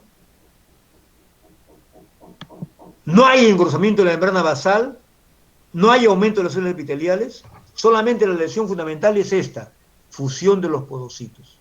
Punto. La que sigue, por favor. ¿No? Este es para repetir, ¿no? Para repetir, ven acá la célula mesangial, ven acá la célula endotelial, la membrana basal, y miren los podocitos están todos fusionados, destruidos, lesionados, etc. Entonces, una parte de la barrera, el epitelial no se ha proliferado, aquí hay una célula epitelial que tiene sus procesos en pie. Entonces, esta es la lesión fundamental en esta lesión. Lesión mínima glomerular, fusión de podocitos, que alteran la barrera de filtración glomerular y que hace perder proteínas. La que sigue. Etiología. Se habla de un problema inmunológico, ¿no? Pero sale inmunoproceso negativa. Producción patológica de linfocinas por algún clon de linfocitos T, todas son teorías. Teorías. El pronóstico es bueno. El 80-90% de niños evolucionan favorablemente con el tratamiento con corticoides. Otra cosa, a estos niños no se les hace biopsia de riñón, porque ya sabemos que el 80% es lesión mínima glomerular. ¿A quiénes le hacemos? A los que luego del tratamiento evolucionan desfavorablemente, que no calman la proteinuria, no calman el edema, entonces a ellos se les hace biopsia renal y puede ser otro patrón histológico, puede ser membrana proliferativa, por ejemplo, ¿ya? Pero la mayoría, el 90%, evolución favorable. La que sigue, por favor. Tratamiento. Todos los tratamientos, esto decíamos antes, pero para mí en estos momentos, el tratamiento descansa en bases empíricas. ¿Me entiende? En bases empíricas. En algún momento se pensaba que el inicio del proceso estaba en la región mesangial. Ahora no, ahora se establece y hay pruebas de que el inicio está en los podocitos. Ahí se inicia el problema, ¿no? Entonces el tratamiento descansa en bases empíricas. Entonces, ¿qué le damos al paciente? ¿No? Lo que tenemos a la cabeza son corticoides, otros inmunosupresores, ¿no? Ciclosporina, micofenolato, la ciclosporina apareció en el año 76, la prednisona muchos años atrás, el Imurán también por ahí, después tenemos el micofenolato que apareció a fines del siglo pasado, y ahora tenemos anticuerpos monoclonales que se utilizan en el presente siglo, ¿no? así como el anticuerpo monoclonal que le pusieron a Trump en Estados Unidos para el virus, esos. Lo valen $5.000 cada anticuerpo, que no hay para ponerle ni al presidente del Perú. ¿Ya? Entonces, descansa en bases empíricas. Lo importante es que tiene que haber un seguimiento en el paciente luego el tratamiento para evitar las recaídas. Pueden haber recaídas, pero si un niño que tiene un síndrome nefrótico tiene recaídas, una recaída, dos, a la tercera hay que hacerle biopsia renal, porque puede ser otro patrón histológico. Lo importante es que los corticoides inducen lo rápido posible a la remisión, ¿no? Hay que impulsar rápidamente la remisión, ¿no? Pero si yo tengo un niño, le doy corticoides, oye, vamos a darle ciclofosfamida, oye, vamos a darle miclofenolato, oye, vamos a darle esto. Entonces hay que evitar la iatrogenia medicamentosa. Yo cuando cambio un tratamiento o doy otro tipo de tratamiento, tengo que hacer un análisis, una junta médica, de repente una biopsia renal o una nueva biopsia renal, ¿no? Porque de repente en la biopsia renal encuentro yo una lesión pues severa. ¿Para qué le voy a dar tratamiento inmunosupresor severo y puedo producir otra enfermedad en el paciente? Puedo producir cáncer, puedo producir infecciones, puedo matar al paciente. Entonces, cuando uno cambia un tratamiento tiene que evaluarlo bien y en estos casos hay que hacer una nueva biopsia. Hay diferentes protocolos terapéuticos, tanto en niños como para adultos, pero a la cabeza de todos en estos momentos sigue vigente el corticoide por vía oral, en una cantidad que vamos a ver más adelante. La que sigue. La que sigue, por favor, ya. El niño debe ser tratado con 60 miligramos de corticoides, ¿no? De prednisona por vía oral, por unas 4 semanas, 4 o 6 semanas, aunque se le puede dar un poquito más hasta 10 semanas, ¿no? 4 o 6 semanas, y eso va a depender cuánto tiempo, depende del operador, pero no hay que darle menos de 6 semanas, ¿no? Y luego se va bajando la dosis de acuerdo a la evolución del paciente, de acuerdo a la proteinuria. Empezó con 7 gramos, ahora se encuentra pues con 300 miligramos, ¿no? Entonces ahí hablamos ya de remisión por el tratamiento. Hay remisión total y remisión parcial. Si el paciente tiene de 3 gramos a 300 miligramos de proteinuria, hablamos de remisión parcial. Antes tenía 8 gramos, ahora está entre 3 gramos y 300 miligramos, entonces remisión parcial. Si tiene menos de 300 miligramos, hablamos de remisión total. Esa es la manera de valorar y seguir al paciente con la proteinuria. Y el tratamiento vamos siguiendo y vamos regulando la dosis. O sea, la proteinuria es el que nos va a dirigir el tratamiento en el paciente. Si hay respuesta a corticoides, si no hay respuesta a corticoides, si no hay respuesta, o si hay resistencia a corticoides, ¿no? Se puede usar ciclofosfamida o ciclosporina. Pero antes hay que hacer una nueva biopsia, porque el paciente, generalmente, la mayoría son sensibles a los corticoides. Y si no hay sensibilidad al corticoide, y pienso usar ciclofosfamida o ciclosporina, otro inmunosupresor, tengo que hacer una biopsia nueva, porque ya no es lesión mínima de repente es una membrana proliferativa u otro tipo de lesión en la cual tengo que ver qué tipo de daño es, qué tratamiento le voy a dar, cuánto tiempo, más tiempo de repente, y me voy a señalar el pronóstico del paciente. Esas son las excepciones. En adultos se utiliza 1 miligramo por 6 a 8 semanas, luego se va regulando de acuerdo a la proteinuria, ¿no? Se puede utilizar en el adulto ciclosporina o miclofenolato. Ahora, el adulto que tiene lesión mínima, se le ha hecho biopsia. A todos los adultos que tienen proteinuria se les hace biopsia renal. Ahí no hay problema, porque la lesión mínima ha sido un hallazgo, un descubrimiento en ese paciente. Punto.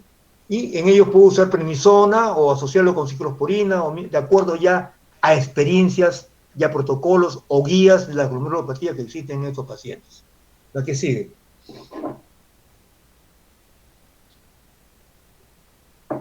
Bueno, eso ha sido todo sobre lesión mínima glomerular. ¿Ya? Este es muy amplio, pero ¿alguna pregunta de lo que hemos visto, por favor? Una preguntita nomás. A ver, Nicole Alejandro. Nicole. Sí, doctor. En el caso de los pacientes adultos que no responden a los corticoides, ¿tendría que hacerse también otra biopsia, igual que los pacientes, los niños? Ya no, porque al adulto le hicimos una biopsia y arrojó lesión mínima, ¿ya? Lesión mínima, que es raro, y generalmente responde.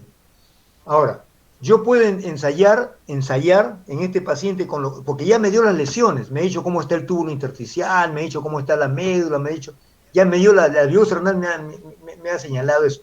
Le puedo asociar ciclosporina, es lo que yo utilizo, ciclosporina, y le bajo el corticoide, y sigo con el paciente y controlo proteinuria, que es lo que me va a dirigir el tratamiento.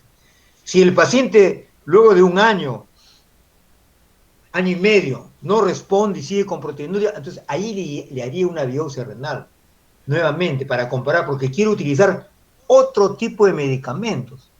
Quiero utilizar de repente anticuerpos monoclonales, utilizar ciclofosfamida, profundizar más el estudio en el paciente, etcétera, etcétera, etcétera.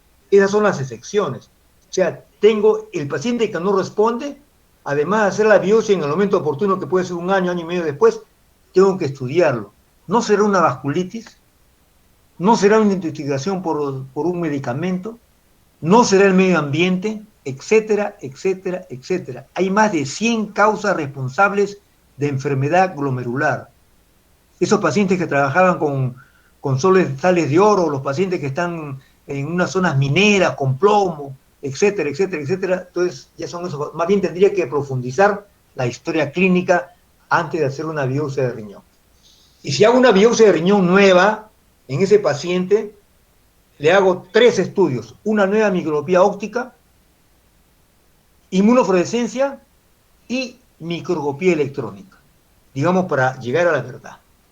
¿Ya? O sea, hay que estudiarlo más y de repente complementar y mejorar los estudios. Ahora, por otro lado, no es que yo raje de mis amigos, pero los que hacen patología, nefrológica en el Perú son pocas personas, ¿me entiendes? Son pocas personas. Entonces esto viene pues de lo que hacen patología. Los patólogos son pocas, no pasan de 3 o 4 o 5 personas, ¿no? Entonces, si te hacen una biopsia renal en la ciudad de Piura, o te hacen una biopsia en Madre de Dios, en el Cusco, y no la mandan a estudiar acá, no es lo mismo, por si acaso, porque mis ojitos son diferentes al cusqueño y son diferentes al patólogo de acá de Lima. Y entonces tiene que ser hecho por un patólogo de experiencia. Esa es la conclusión de las glomerulopatías en general. Patólogo de experiencia. Y es así, que hay una patóloga acá, la doctora Carmen Sato, que le mandan toda la vida de todo el Perú, le mandan a su laboratorio, ¿no? Y eso está bien, así debe ser. Bueno, el segundo tema es glomerulosclerosis focal y segmentaria. Es una glomerulopatía la más frecuente en el Perú. Antaño era la membrana proliferativa. En estos momentos es la esclerosis focal y segmentaria. Es la más frecuente en el Perú, hecho por una serie de trabajos que se han hecho acá en Lima. Esta glomerulopatía, esclerosis focal y segmentaria, ¿no?, puede presentar síndrome nefrótico con proteinuria nefrótica o proteinuria no nefrótica.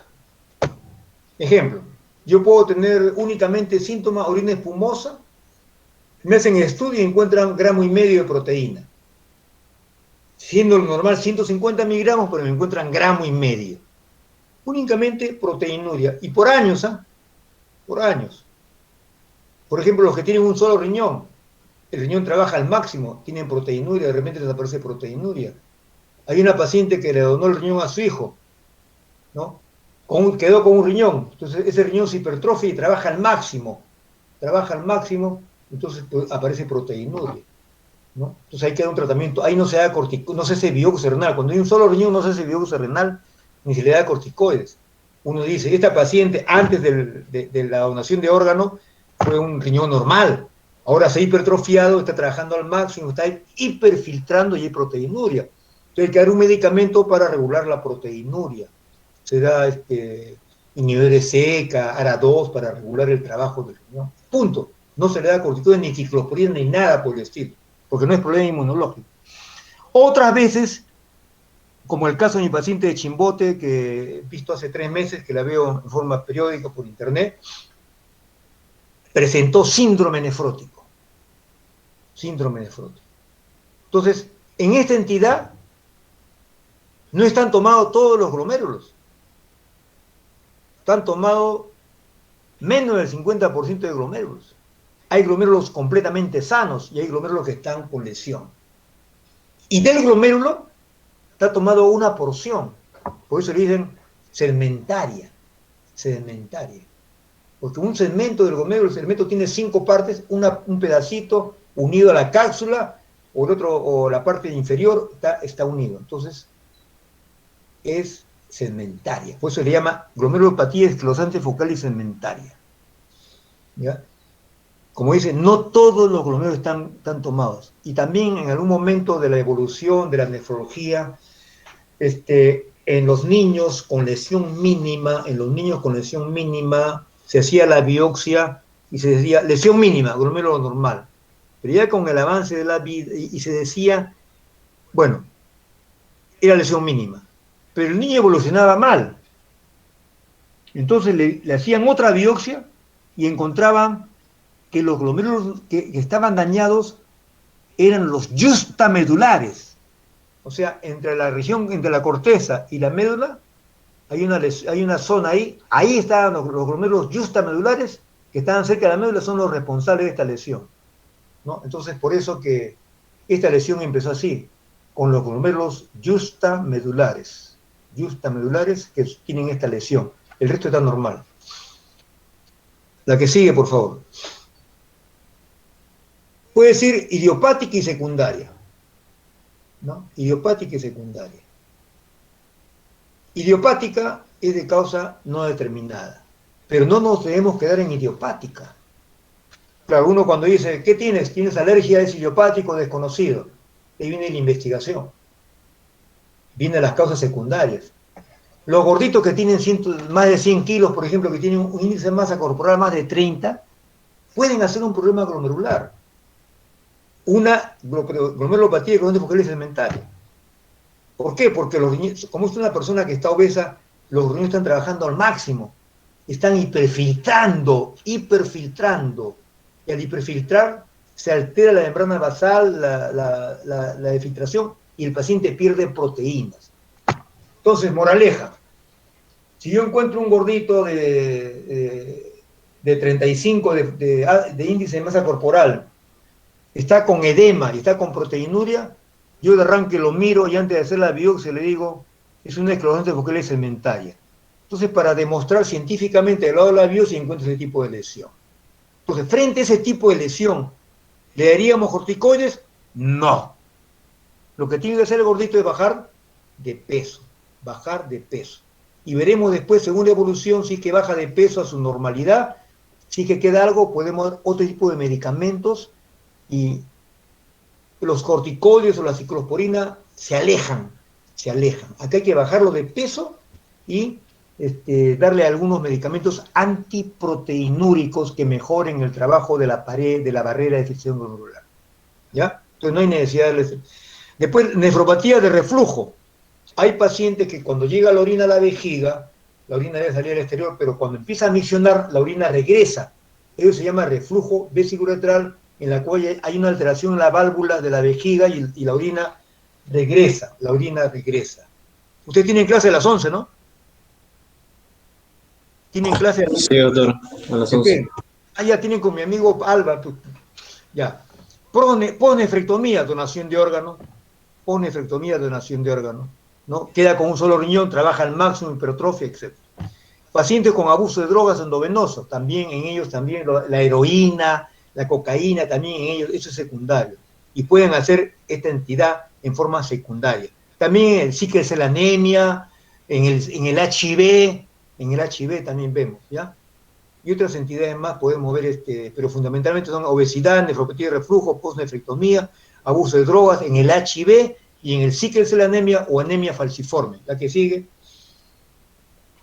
La patogenia. Al haber la injuria, ¿a dónde va a atacar? Al podocito. Ya lo conocen, el podocito de memoria. Ese podocito se ve atacado. Por eso que a esta entidad y a la anterior se le llama podocitopatía. Y también a la que viene, que van a tener mañana con el profesor, La membranosa también es podocito, son 3 podocitopatías. Esta, la anterior y la que sigue. Esclerosis focal segmentaria, lesión mínima y membranosa. Ahora le llaman podocitopatías. Por si acaso, antes que me olvide, les mandé ayer como 100 hojas para que revisen, ahí está todo eso. Bueno, el podocito, como dije, se desprende. Ya han visto ustedes en la figura, se desprende, se lesiona, se altera.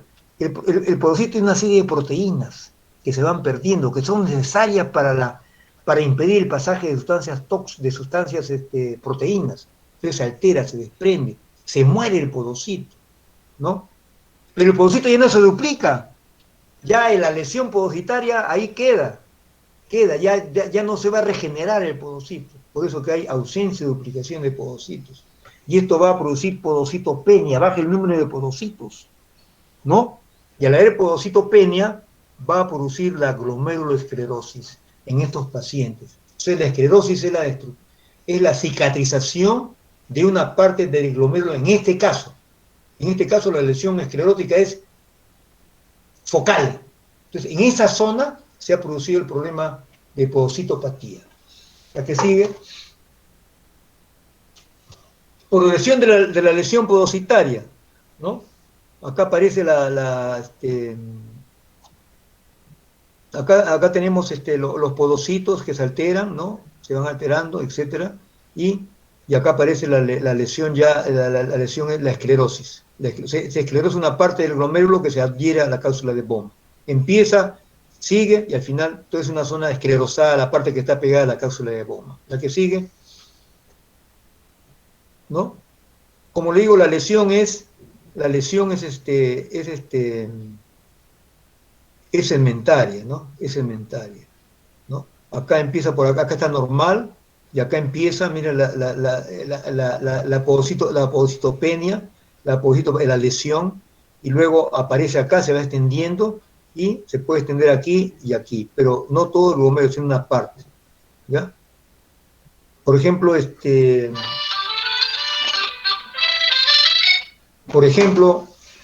hay una variedad de esta entidad que se llama glomerulopatía esclerosante focal, variedad colapsante, en la cual esta lesión amarilla que está a los dos lados, incrementa y todo el glomérulo se estrangula, o sea, el glomérulo desaparece, es una variedad colapsante en el cuarto glomérulo de la derecha, que se ve en los pacientes que tienen, por ejemplo, HIV. Glomerulopatía por HIV da esta glomerulopatía colapsante, que es una variedad histológica de los 5 tipos que hay de glomerulopatía esclerosante focal segmentaria. La que sigue, y acá vemos un esquema en la cual en forma focal se ha tomado esta parte del glomérulo, ¿no? Esta parte del glomérulo, esta parte nada más. El resto está normal. Por eso que, dependiendo de la porción que esté tomada y los glomérulos que estén tomados, va a ser la evolución y el pronóstico del paciente. Si en una muestra de 30 glomérulos en una biopsia renal veo que están tomados 5 y una porción muy pequeña, yo digo, histológicamente, este paciente va a tener un buen pronóstico. Le voy a dar un tratamiento, un seguimiento, y este paciente va a tener, pues, muchos años de vida, va a morir otra cosa. ¿Entiendes? Y ahí tengo pacientes de 20 años de evolución. ¿Por qué? Porque la lesión fue una lesión muy pequeña. Hay otros que tienen mayor lesión, en la cual la evolución es desfavorable. O sea, por eso es importante la biopsia renal, para señalar el pronóstico. La que sigue. A la luz, ¿en qué encontramos? Es en una porción del glomérulo y en un pequeño número de glomérulos. O sea, no en todo el glomérulo, sino en una porción del glomérulo. Hay una hialinosis o esclerosis. Esclerosis focal y segmentaria le llaman los americanos, y hialinosis le llaman los franceses. Los europeos le llaman hialinosis. Va a encontrar con el término hialinosis también, que son proteínas plasmáticas, ¿no? Una parte del glomérulo se adhiere a la cápsula de Bowman en la parte que está esclerosada, ahí se adhiere, esa hialinosis se adhiere, ¿no? La proliferación epitelial encima del segmento esclerótico podría haber también, pero básicamente es una esclerosis, una cicatrización que adhiere al glomérulo, a la cápsula de Bowman. La que sigue. Acá ven, ¿ves? Miren, toda esta parte está normal, toda esta parte está normal y esta parte está esclerosada, o hay alinosis, ¿no? Hay alinosis, aquí los pocitos están hasta el 100 y han adherido el glomérulo a la cápsula de Bowman. Esta parte es la parte enferma, irreversible, que ya no se va a mejorar. El riñón está funcionando con esta parte sana y con otros glomérulos sanos. Esta es la glomerulopatía esclerosante focal y segmentaria. La que sigue, ¿no? Entonces, si le hacemos inmunofluorescencia, vamos a encontrar inmunoglobulina M y fracción C3 de complemento en la zona de esclerosis. En la zona de esclerosis, que nos habla después de la causa inmunológica de esta entidad. Inmunoglobulina M y fracción C3 de complemento. La que sigue. Clínica y evolución. Como les dije, la proteinuria es el que dirige la orquesta, es el dato clínico importante, ¿no? Posee importante pronóstico inclusive. Si yo doy un tratamiento al paciente inicial y la proteinuria me baja de 5 gramos, me baja a 500 miligramos, en una semana el paciente tiene buena respuesta al corticoide. Al mes la tengo en 200 miligramos, 200 miligramos, hay buena respuesta al corticoide. Entonces, y me va a señalar el pronóstico.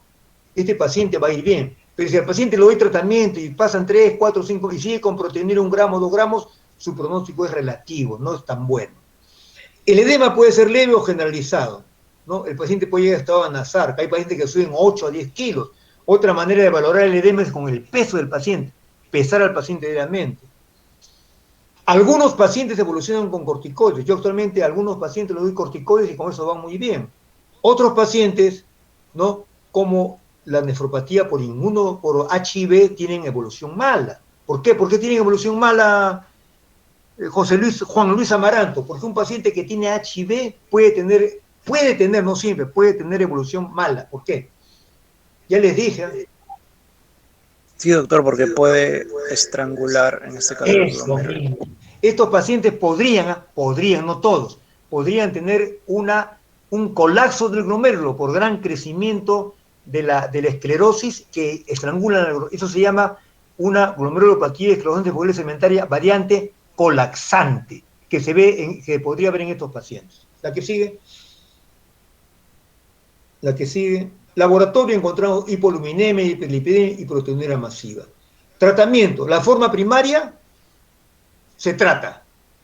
Tanto la forma primaria como secundaria es controvertida. El tratamiento sigue siendo empírico, ¿no? Debe iniciarse de tratamiento del síndrome nefrótico, ¿no? El síndrome nefrótico, el síndrome nefrótico en estos pacientes tiene 2 capítulos. El capítulo del síndrome nefrótico per se y el capítulo del tratamiento inmunológico, inmunosupresor.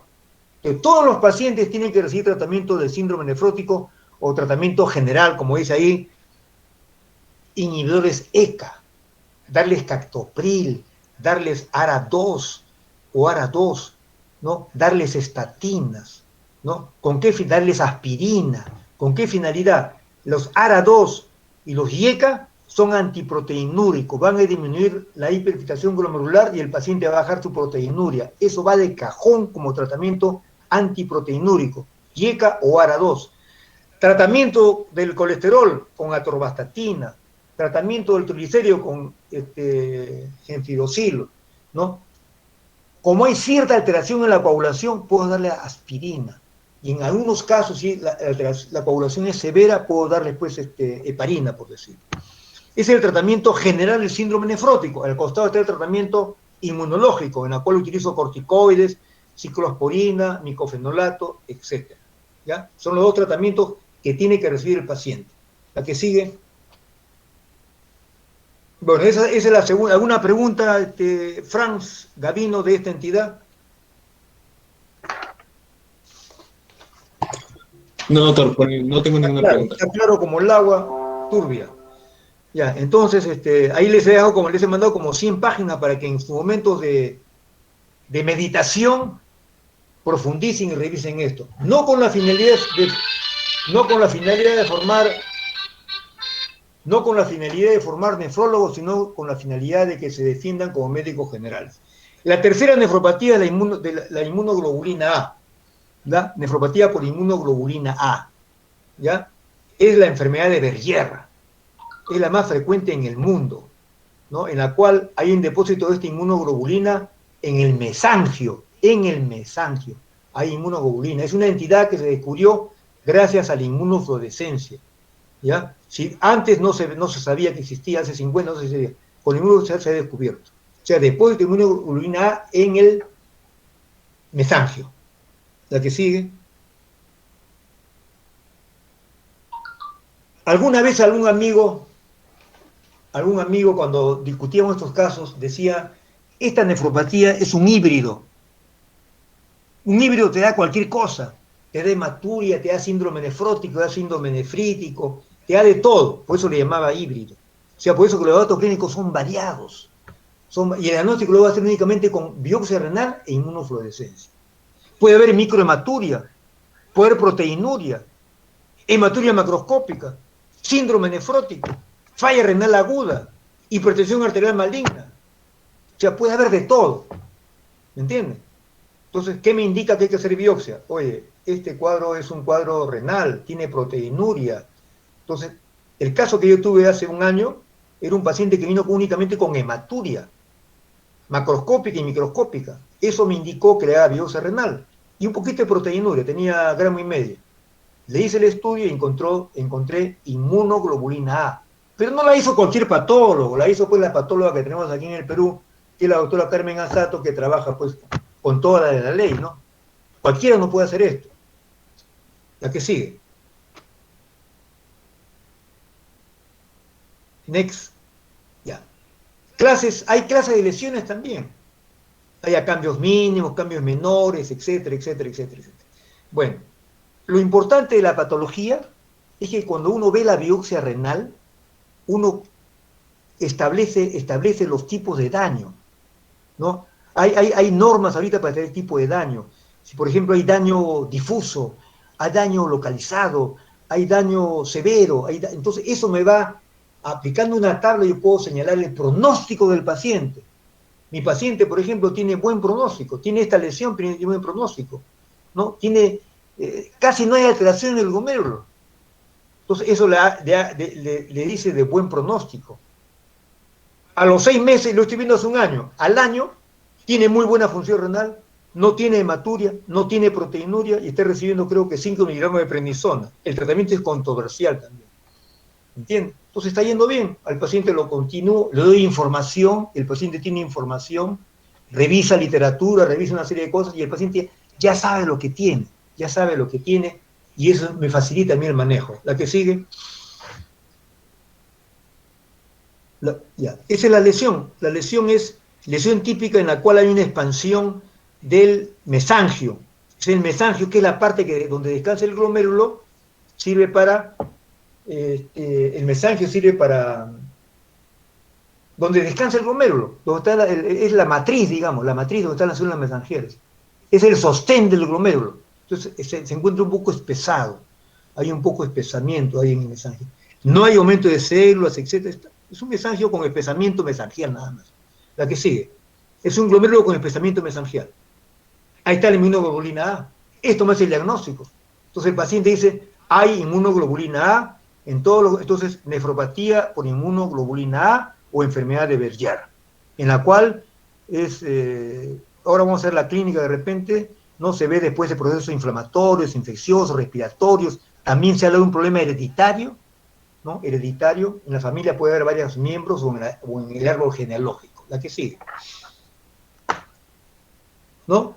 Entonces, hay marcadores de pronóstico negativo. Esto se ve generalmente en jóvenes, en adolescentes, en niños, adolescentes se ve esta entidad. Pero el paciente que yo tengo tiene 30 años. ¿No? Entonces, edad más de 30 años, mal pronóstico. A los 35, 40, mal pronóstico. Esto debe verse en niños. Sexo masculino, factor en contra. Proteinuria más de 1 gramo persistente. Este paciente no tiene proteinuria. Hematuria persistente, aunque la hematuria persistente es relativa, porque lo más importante es el daño histológico, ¿no? El daño histológico y la proteinuria. Entonces, hematuria persistente, presión arterial también es un factor negativo, ¿no? La insuficiencia renal con creatina por encima de 1.5 también factor negativo, mi paciente tiene 0.8. Triglicéridos aumentados, lesiones histológicas 4 o 5, lesiones más severas, ¿no? y depósito de inmunoglobulina A. O sea, en conclusión, esto es de gente joven. Si se ve en gente de mayor edad, el pronóstico no es tan bueno. Si hay hipertensión arterial, si hay mayores lesiones, si hay hematuria persistente, si hay proteinuria persistente, el pronóstico no es tan bueno. La que sigue. El tratamiento es inespecífico y no es curativo, esto no se cura. Por eso hay pacientes, antes se decía, esta entidad es una entidad benigna. Es una entidad benigna. Ahora se piensa que ya no es benigna, porque se ha hecho estudios en diferentes partes. Ahí, por ejemplo, le pasé bien en Chile a un paciente que a los 10 años ya estaba en la máquina de diálisis. Y tratamiento específico para esto no existe. No existe, ¿no? Por eso es inespecífico y no es curativo. Entonces, uno tiene que explicar al paciente y tratar de que esto se maneje adecuadamente. Ahora, tenemos que controlar factores de riesgo que malogran la función renal. Tienes que controlar la presión arterial, la alimentación no rica en proteínas, controlar el colesterol, controlar el ácido úrico, ¿no? Seguimiento cada 6 meses con el médico, nefrólogo. Entonces, eso podría alargar un poco más el tiempo de vida de ese riñón, ¿no? Entonces, es importante informar al paciente y a la familia sobre que esto es una entidad crónica, pero hay que hacer algo todavía por el paciente. Hay que revisarse cada año. ¿Cómo está la presión arterial? ¿Cómo está su dieta? Una infección puede desencadenar esta entidad, una infección amigdaliana, una infección en cualquier... Entonces, cuidar de las infecciones, ¿ya? Entonces, eso es lo que hay que hacer con estos pacientes. La que sigue, por favor. La hematuria familiar benigna es la cuarta que tenemos que ver, que también tengo un caso, hay 1 o 2 casos de una pacientita de Piura que presenta hematuria, ¿ya? Hematuria, es una enfermedad nefrológica, hay microhematuria. Señalan que hay buen pronóstico. Esta paciente tiene ya 25 años, tuvo de los 10 años, van 15 años. Buena función renal, no hay proteinuria. De vez en cuando le viene su hematuria microscópica. La causa de la hematuria en el glomérulo renal es la membrana basal adelgazada. Por eso también le llaman nefropatía por membrana basal adelgazada. Es una hematuria familiar benigna. Es una microhematuria, ¿no?, sin proteinuria, no hay sordera, ¿no? Porque si hubiera un poquito de proteinuria y hubiera sordera, pensaríamos en la enfermedad en el síndrome de Alport en sus etapas iniciales. O sea, diagnóstico diferencial sería con el síndrome de Alport. Pero esta entidad, esta hematuria familiar benigna, ¿no?, va favorablemente y lo único que se puede encontrar es un adelgazamiento de la membrana basal, para lo cual tendríamos que hacer estudios con microscopía electrónica, porque no te da y sospechar esa posibilidad, ¿no? Sospechar esa posibilidad. La que sigue. El diagnóstico se hace por exclusión, ¿ya? O sea, hago una buena historia clínica, elimino membrana proliferativa, elimino una serie de cosas, ¿no?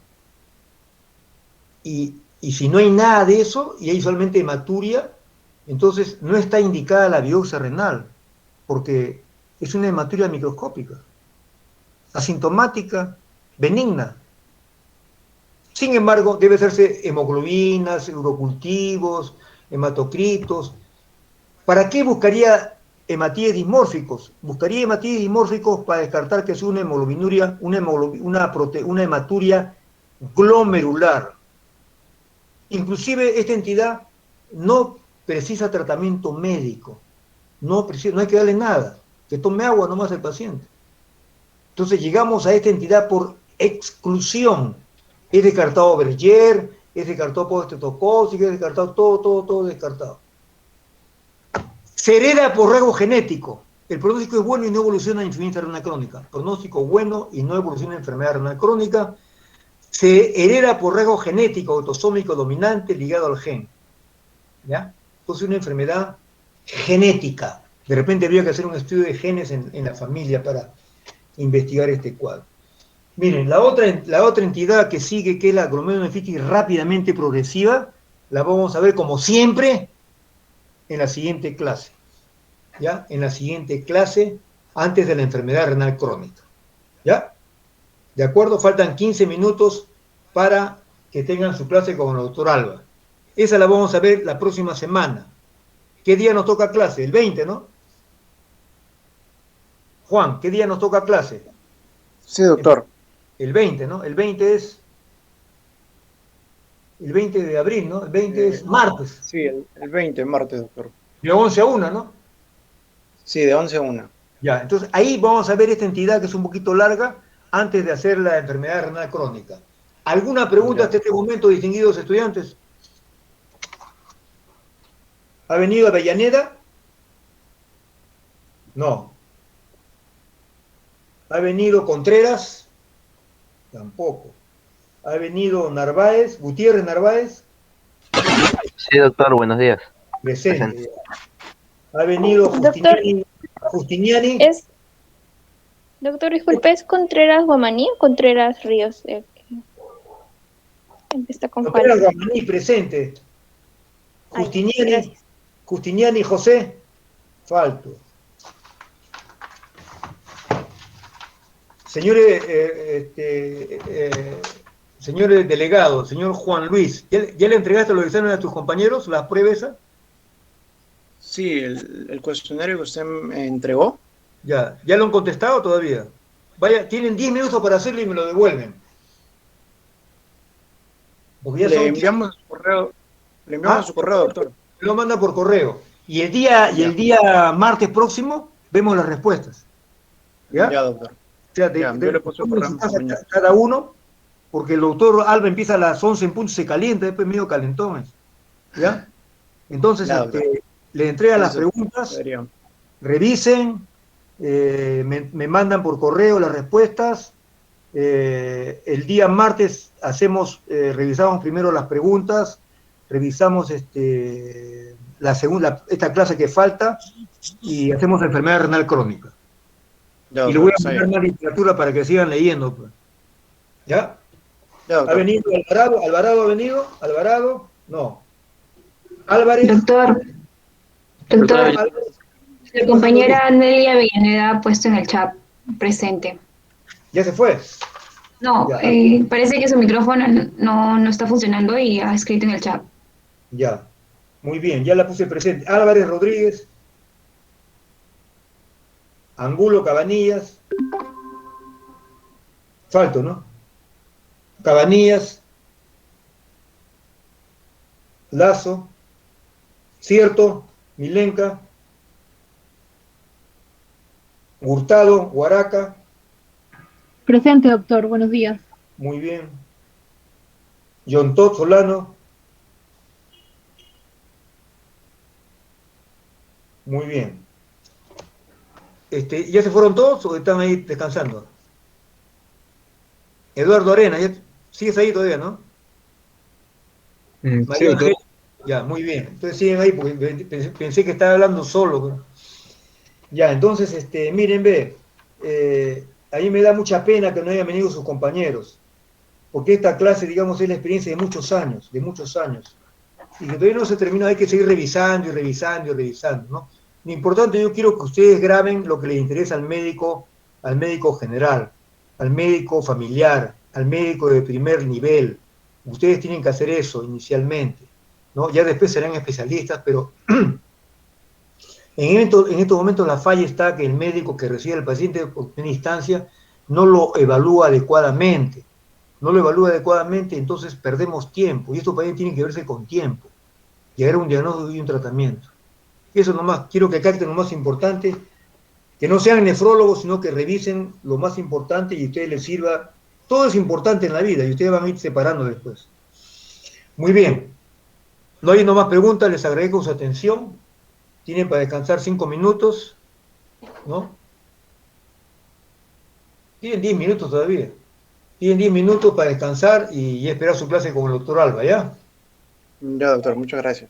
Nos vemos el día 20.